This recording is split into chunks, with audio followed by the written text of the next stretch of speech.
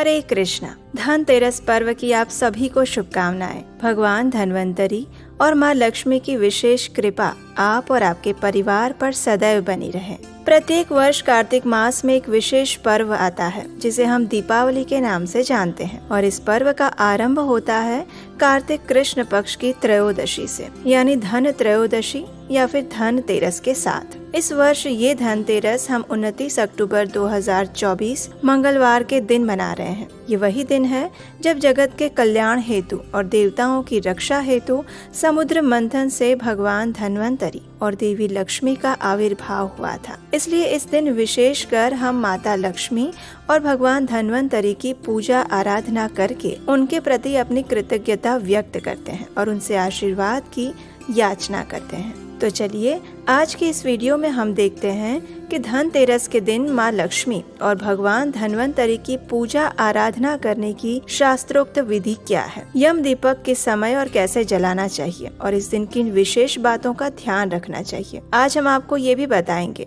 कि धनतेरस के दिन सोना या चांदी खरीदने का शुभ मुहूर्त कौन सा है। आप चाहे विश्व के किसी भी कोने में हो, आपके लिए धनतेरस की पूजा विधि का समय क्या रहेगा, इस विषय में भी आपको जानकारी मिलेगी। तो अंत तक इस वीडियो को अवश्य देखिएगा, क्योंकि आपके सभी प्रश्नों के उत्तर इस वीडियो में कहीं न कहीं छिपे हुए हैं। तो चलिए आरंभ करते हैं। सबसे पहले बात करते हैं कि धन त्रयोदशी के दिन पूजन विधि कैसी होनी चाहिए। ये विधि सभी के लिए है, चाहे कोई वैष्णव हो, स्मार्त हो, शैव हो या फिर शाक्य। जो भक्त इस्कॉन से जुड़े हुए हैं और कृष्ण भावनामृत का पालन करते हैं, वे भी अगर धन त्रयोदशी के दिन लक्ष्मी पूजन करना चाहें तो इस विधि से कर सकते हैं, क्योंकि ये शास्त्रोक्त वैष्णव विधि भी है। तो देखिए, धन त्रयोदशी के दिन माँ लक्ष्मी और भगवान धन्वंतरी दोनों की ही विशेष और अलग अलग पूजा की जाती है। संध्या के समय यानी प्रदोष काल में देवी लक्ष्मी की पूजा की जाती है और प्रातः काल में भगवान धन्वंतरी की पूजा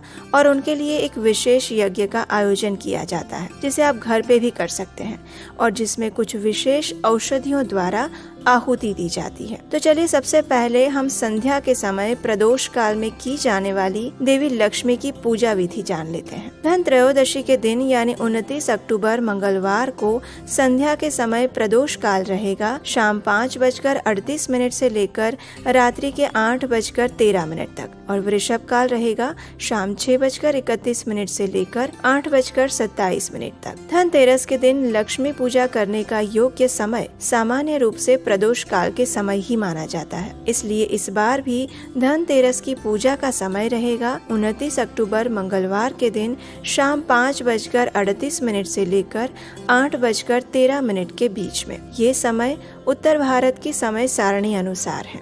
भारत के विभिन्न शहरों और विश्व के अन्य देशों का लक्ष्मी पूजन समय हम इसी वीडियो के अंत में बताएंगे। अब लक्ष्मी पूजन के लिए सबसे पहले आप अपने पूजा के स्थान को स्वच्छ कर लीजिए। घर को भी संपूर्ण रूप से स्वच्छ और सुचारू रूप से सजा लीजिए। उसके बाद पूजा के स्थान पर एक मध्यम उच्च आसन स्थापित करिए। उसके ऊपर सफेद, पीला या लाल रंग का कपड़ा बिछाइए। तत्पश्चात उस स्थान पर चावल के कुछ दानों से आप देवी लक्ष्मी और भगवान विष्णु को स्थापित करने के लिए कुछ रंगोली बना सकते हैं या फिर आसन बना सकते हैं। सबसे पहले मध्य में भगवान नारायण और देवी लक्ष्मी के विग्रहों की स्थापना करें। अगर आपके पास उनके विग्रह नहीं है तो आप उनका चित्र भी रख सकते हैं। उसके बाद उनके पास अपने गुरु या फिर जगत गुरु श्रील प्रभुपाद का चित्र रखें। तत्पश्चात आपने अगर धन त्रयोदशी के दिन कुछ सोने या फिर चांदी के आभूषण या सिक्के खरीदे हैं तो उनको भी एक छोटी थाली के अंदर रखिए। अगर आपने इस दिन सोने या चांदी की कोई खरीदी नहीं की है तो आप अपने पुराने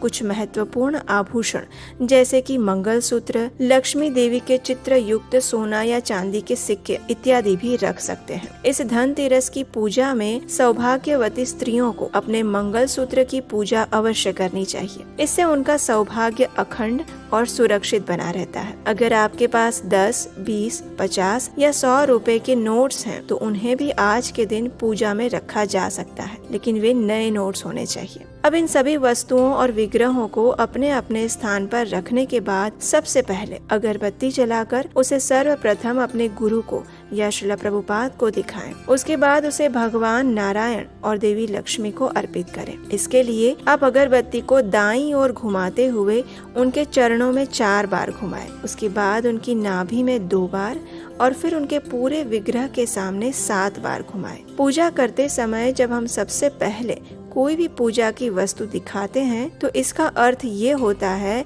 कि ये पूजा में हम अपने गुरुजनों की अध्यक्षता में और उनके मार्गदर्शन में कर रहे हैं। इससे भगवान अधिक प्रसन्न होते हैं और हमारी पूजा में यदि कोई त्रुटि भी रह जाए तो भगवान उसे क्षमा कर देते हैं। तो इस प्रकार धूप देने के बाद अब समय है देवी लक्ष्मी और श्री विष्णु को स्नान करवाने का। तो उसके लिए एक पात्र में गुनगुना जल लीजिए, उसमें गंगा जल की कुछ बूंदे डालिए। उसके साथ दूसरे पात्र में पंचामृत तैयार कीजिए। पंचामृत बनाने की विधि आप सभी जानते ही होंगे। इसके लिए हमें पंच अमृत यानी कि 5 प्रकार के अमृत के समान पदार्थ लेने होते हैं। सबसे पहले 1 चम्मच मधु, 1 चम्मच गुड़ या फिर चीनी, 1 चम्मच दही, 2 चम्मच गाय का घी और 7 से 8 चम्मच हल्का सा गुनगुना दूध लेना है। इन सभी चीजों को आप एक पात्र में मिला लीजिए। अगर आपके पास चांदी का पात्र है तो उसमें ये पंचामृत बनाना सबसे अच्छा होता है, क्योंकि आयुर्वेद के अनुसार भी ये अत्यंत स्वास्थ्य वर्धक माना गया है। अगर चांदी का पात्र नहीं है तो आप इसे किसी भी सामान्य पात्र में या फिर मिट्टी के पात्र में भी रख सकते हैं। अब पंचामृत स्नान के लिए एक बड़ी थाली या फिर पात्र लीजिए जो स्वच्छ हो और जिसका उपयोग पहले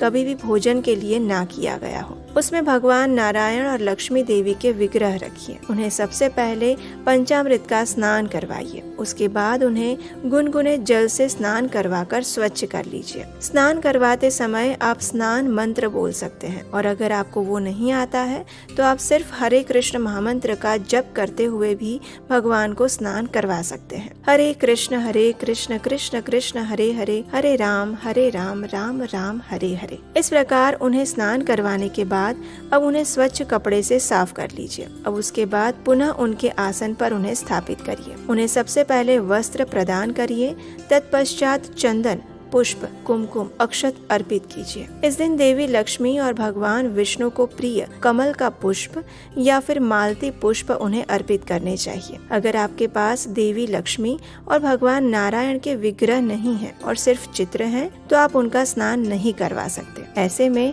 आप उनके ऊपर गंगा जल की कुछ बूंदे छिड़क कर उनके चित्र को स्वच्छ कर लीजिए और फिर उन्हें चंदन, कुमकुम, अक्षत, पुष्प इत्यादि से पूजा करिए। अब आपने अपने जो भी आभूषण, मंगलसूत्र या फिर सिक्के पूजा में रखे थे, उनकी पूजा भी इसी विधि अनुसार कीजिए। जो नोट्स रखे हैं उन्हें सिर्फ चंदन, कुमकुम और पुष्प अर्पित करके पूजा करिए। तत्पश्चात अपने गुरुजनों के पास पुष्प और अक्षत अर्पित कीजिए। इस प्रकार सभी की पूजा करने के बाद अब जिस पंचामृत से आपने भगवान को स्नान करवाया था, उस जल को बाजू में रख लीजिए। अब समय है भगवान और देवी लक्ष्मी की आरती करने का। ये आरती आप अपने स्थानिक नियम और गीत गाकर कर सकते हैं। अगर नहीं है तो आप श्री सूक्तम प्रार्थना भी गा सकते हैं। आरती करते समय भी आरती को सबसे पहले अपने गुरुजनों को दिखाकर भगवान और माता लक्ष्मी के सामने दाईं ओर घुमाना है। उसमें भी सबसे पहले उनके चरण पर 4 बार घुमाएं, फिर नाभि पर 2 बार, मुख के समक्ष 3 बार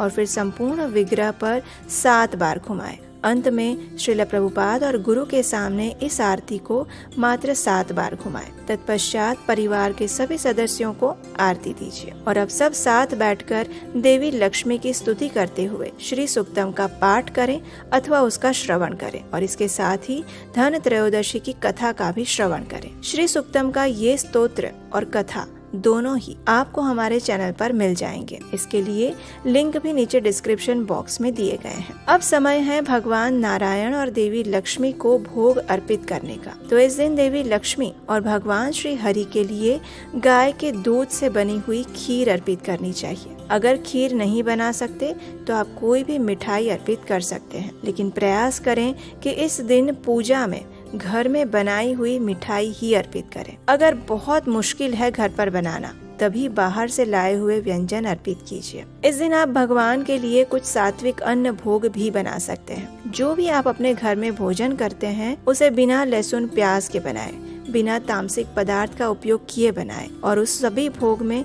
एक एक तुलसी पत्र रखकर भगवान को और देवी लक्ष्मी को अर्पित कीजिए। भोग अर्पित करते समय सबसे पहले अपने गुरु और श्रील प्रभुपाद का स्मरण करें। उन्हें प्रार्थना करें कि वे इस भोग को भगवान को अर्पित करें। तत्पश्चात राधा रानी और देवी लक्ष्मी से प्रार्थना करें कि वे इस भोग को भगवान के पास ले जाएं। अगर संभव है तो जहां भगवान को आप भोग अर्पित कर रहे हैं वहां पर्दा करना चाहिए। 15 मिनट बाद घंटी बजाकर उस भोग को आप ले सकते हैं और उसी को प्रसाद रूप में परिवार के सभी सदस्य मिलकर ग्रहण कर सकते हैं। लेकिन प्रसाद लेने से पहले आपने देवी लक्ष्मी और भगवान नारायण का जिस पंचामृत से स्नान करवाया था उसी पंचामृत को सभी में प्रसाद रूप में बांटिए और जो पंचामृत बच जाए उसे गाय को पिला सकते हैं या फिर किसी भी पौधे की जड़ों में डाल सकते हैं। इस प्रकार आप संपूर्ण शास्त्रोक्त वैष्णव विधि अनुसार अपने घर में लक्ष्मी पूजन कर सकते हैं। इस दिन आपको ये पूजा की सामग्री और आसन ऐसे ही बनाए रखने हैं। रात्रि के समय में जब भगवान को शयन करवाते हैं उस समय आप भगवान के पास रखे हुए अपने आभूषण और मूल्यवान वस्तुओं को उठाकर सुरक्षित स्थान पर रख लीजिए और भगवान श्री हरि और देवी लक्ष्मी के पास जो पुष्प हैं उन्हें भी हटा लीजिए, लेकिन उन्हें इसी स्थान पर स्थापित रखिए। अगले दिन प्रातः काल जब आप विसर्जन करेंगे तो उस समय आप उनके विग्रह और चित्र को पूजा घर में या फिर उनके स्थान पर रख सकते हैं और जिस अक्षत से उनका आसन बनाया था उनमें से कुछ अक्षत या फिर चावल के दाने आप जहां अपना धन रखते हैं वहां एक पोटली बांधकर रख सकते हैं। इससे वर्ष भर घर में लक्ष्मी देवी की कृपा बनी रहती है और बाकी पूजा की जो भी सामग्री थी उसे आप निर्माल्य में डाल सकते हैं या फिर उनका जल प्रवाह कर सकते हैं। आइए आप देखते हैं कि इस दिन भगवान धन्वंतरी की पूजा कैसे करनी चाहिए। तो देखिए, भगवान धन्वंतरी आयुर्वेद के प्रवर्तक आचार्य और देवता हैं। वे हमें स्वस्थ शरीर और आरोग्य प्रदान करते हैं, क्योंकि अगर शरीर स्वस्थ नहीं है तो आपके पास जितना भी धन संपत्ति आ जाए आप उसका उपयोग नहीं कर पाएंगे। तो इसलिए इस दिन भगवान धन्वंतरी का आशीर्वाद प्राप्त करना, उनके प्रति अपनी कृतज्ञता व्यक्त करना अत्यंत आवश्यक है। सामान्य रूप से धन त्रयोदशी के दिन भगवान धन्वंतरी की पूजा दिन के समय में प्रातः काल में की जाती है, लेकिन क्योंकि इस बार धन त्रयोदशी का आरंभ 29 को संध्या में हो रहा है तो आप ये पूजा आज शाम को भी कर सकते हैं और कल प्रातः में जब तक त्रयोदशी तिथि रहती है उस समय में भी कर सकते हैं। इसके लिए अगर आपके पास घर में उनका विग्रह है तो वो, और नहीं है तो उनका चित्र आप ले सकते हैं। उन्हें भी पूजा के स्थान पर एक अलग से मध्यम उच्च आसन पर स्थापित करिए। उस आसन पर एक सफेद या पीले रंग का वस्त्र बिछाइए जो स्वच्छ हो और पहले कभी उपयोग में लिया हुआ ना हो। उस पर भगवान धन्वंतरी के चित्र या विग्रह की स्थापना करने के बाद सबसे पहले उन्हें भी धूप या अगरबत्ती अर्पित करें। उसके बाद उन्हें चंदन, अक्षत और पुष्प अर्पित करें और फिर उनकी भी आरती करें। अगर आपके पास उनके विग्रह हैं तो आप आगे बताई हुई विधि अनुसार उनका भी पंचामृत स्नान करवा सकते हैं। अब उनकी पूजा समाप्त करने के बाद आप उन्हें भी कुछ स्वादिष्ट मिठाई या भोग अर्पित कीजिए। उसके बाद आप अपने घर में ही एक छोटा सा यज्ञ कर सकते हैं, जिसमें आप सबसे पहले मंगलाचरण प्रार्थना गाकर उसके नाम की आहुति दीजिए, गुरुजनों को याद करिए और उसके बाद भगवान धन्वंतरी के अष्टोत्तर नाम स्तोत्र का पाठ करते हुए 108 बार इस यज्ञ में आहुति दे सकते हैं। अगर ये स्तोत्र नहीं है तो आप इनमें से किसी भी मंत्र का उच्चारण करते हुए आहुति प्रदान कर सकते हैं और ये मंत्र हैं: ओम नमो भगवते महासुदर्शनाय वासुदेवाय धन्वंतरये अमृत कलश हस्ताय सर्वभय विनाशाय सर्वरोग निवारणाय त्रैलोक्य पतये त्रैलोक्य निधये श्री महाविष्णु स्वरूप श्री धन्वंतरी स्वरूप श्री श्री औषध चक्र नारायणाय स्वाहा। अगर आपको लगता है कि ये मंत्र अधिक लंबा है तो आप इस मंत्र का उच्चारण करते हुए भी आहुति दे सकते हैं। ओम धन धन्वंतरये नमः। इस प्रकार आहुति पूर्ण करने के बाद आप इस गायत्री मंत्र का उच्चारण करके यज्ञ की पूर्णाहुति करें। ओम वासुदेवाय विद्महे सुधाहस्ताय धीमहि तन्नो धन्वंतरिः प्रचोदयात्। अब प्रश्न आता है कि किस चीज की आहुति देनी चाहिए। तो उसके लिए आप कोई भी दिव्य औषधि, गिलोय, अपामार्ग या अग्निहोत्र की सूखी सामग्री उपयोग में ले सकते हैं। नवग्रह का चूर्ण भी सरलता से आपको मिल जाएगा, उसकी भी आहुति आप इस यज्ञ में प्रदान कर सकते हैं। ये औषधियाँ आपको किसी भी पंसारी की दुकान पर या फिर यज्ञ की सामग्री जहाँ मिलती है वहाँ पर मिल जाएगी। मूल उद्देश्य इसके पीछे का ये है कि इस यज्ञ में आयुर्वेदिक ऐसी औषधियों का प्रयोग किया जाए जो आपके स्वास्थ्य के लिए लाभदायी हो। लेकिन याद रहे, जो भी औषधि आप उपयोग में लेते हैं वे सूखी होनी चाहिए। हरी या गीली औषधियों का प्रयोग इस यज्ञ या धूप में नहीं किया जाता। इस प्रकार यज्ञ करके आप भगवान धन्वंतरी से आयुर्वेद चिकित्सा के लिए अपनी कृतज्ञता व्यक्त करते हुए प्रार्थना कर सकते हैं कि वे आपको और आपके परिवार को अच्छा स्वास्थ्य और सुखाकारी प्रदान करें। तो इस प्रकार आप अपने घर में धन त्रयोदशी के दिन संपूर्ण शास्त्रोक्त विधि अनुसार पूर्ण समर्पण भाव से भगवान धन्वंतरी और देवी लक्ष्मी की पूजा अर्चना कर सकते हैं। चलिए अब हम आपको बता देते हैं कि भारत के विभिन्न शहरों में धनतेरस की पूजा का समय कौन सा है। पुणे में ये समय है 7:01 से लेकर 8:33। चेन्नई का समय है शाम 6:44 से लेकर 8:11। जयपुर का समय है 6:40 से लेकर 8:20। हैदराबाद और उसके आसपास का समय है 6:45 से लेकर 8:15। गुड़गांव और उसके आसपास के शहरों का समय है 6:32 से लेकर 8:14। चंडीगढ़ और उसके आसपास के विस्तार का समय है 6:29 से लेकर 8:13। कोलकाता और उसके आसपास के शहरों का समय रहेगा 5:57 से लेकर 7:33। मुंबई और उसके आसपास के लोग शाम 7:04 से लेकर 8:37 के बीच ये पूजा कर सकते हैं। बेंगलुरु और उसके आसपास के स्थानों का समय है शाम 6:55 से लेकर 8:22 तक। अहमदाबाद और उसके आसपास के स्थान के समय अनुसार ये लक्ष्मी पूजा शाम 6:59 से लेकर 8:35 के बीच में की जा सकती है। नोएडा के लिए ये समय है शाम 6:31 से लेकर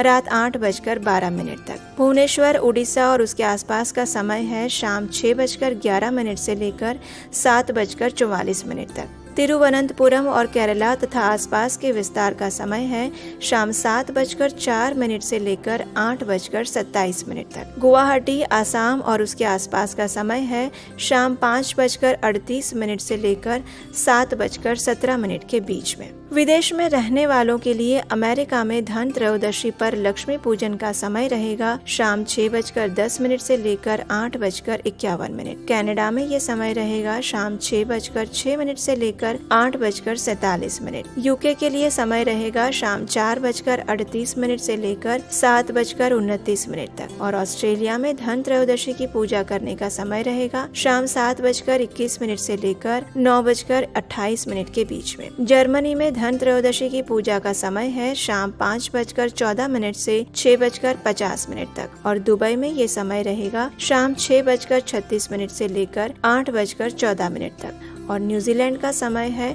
30 अक्टूबर को शाम 7:52 से लेकर 8:45। तो इस प्रकार आप जहाँ भी रहते हैं उसके आसपास के स्थानों के अनुसार आप अपना पूजा मुहूर्त का समय निर्धारित कर सकते हैं। धन त्रयोदशी के दिन यम दीपक जलाया जाता है और ये यम दीपक संध्या के समय दक्षिण दिशा की ओर जलाया जाता है। ये यमराज के लिए जलाया जाने वाला विशेष दीपक है। इस दीपक को कहाँ और कैसे जलाना चाहिए, इसका महत्व क्या है, उसकी संपूर्ण विधि आधारित एक वीडियो हमने पहले ही आप सबसे शेयर कर दिया है। उसका लिंक नीचे डिस्क्रिप्शन बॉक्स में दिया गया है और अगर नहीं है तो आप हमारे चैनल पर जाकर भी उसे सुन सकते हैं। धन त्रयोदशी के दिन खरीदारी का समय प्रातः 10:33 से लेकर रात 8:51 तक रहेगा। तो हमें आशा है कि आज की ये धन त्रयोदशी व्रत विधि वीडियो से आपके पूजा विधि से जुड़े प्रश्नों के उत्तर आपको मिल गए होंगे और हमारे द्वारा बताई गई इस सरल विधि द्वारा आप आज लक्ष्मी पूजन कर पाएंगे। अगर आपको ये जानकारी प्रमाणभूत और सरल लगी है जिसे कोई भी कर सकता है तो ज्यादा सोचिए मत,